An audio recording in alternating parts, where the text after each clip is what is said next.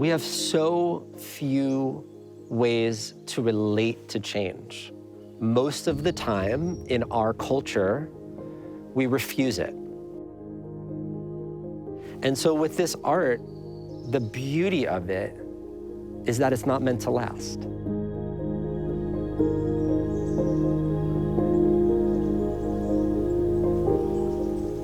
I'm Day, and I'm the creator of Morning Altars. Morning Altars, I mean, it's hard to say what it is without telling you the story of how it came to be. Almost about 10 years ago, I had a double whammy in my life, a transition. My father died, and I was going through a pretty enormous breakup. The only thing that got me out of the house every day was my little dog, Rudy. And so we would go on these long walks together. And along the way, I would just see these beautiful objects on the ground.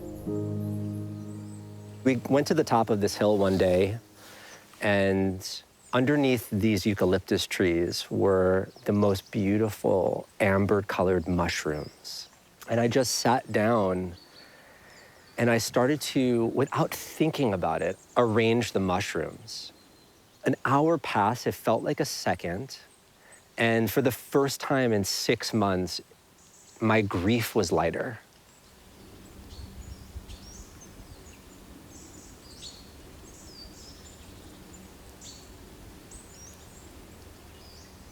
There's 7 steps to this practice.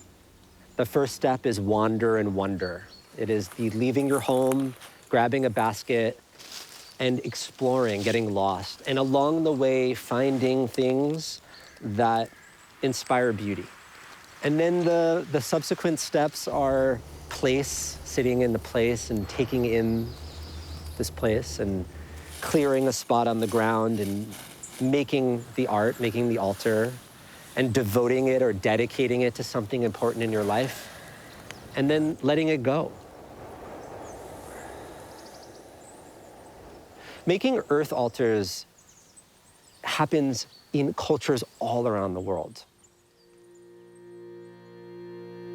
I was quite a religious Jew for about 12 years of my life. My culture is really important to me, and it informs a lot of my life and a lot of my rituals. And my people, a long time ago, we made altars.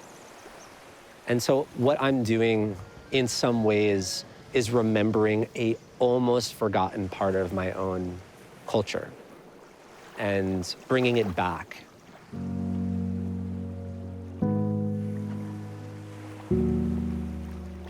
That's the origin story of Morning Altars, is that I did it actually at the beginning to work through my own grief.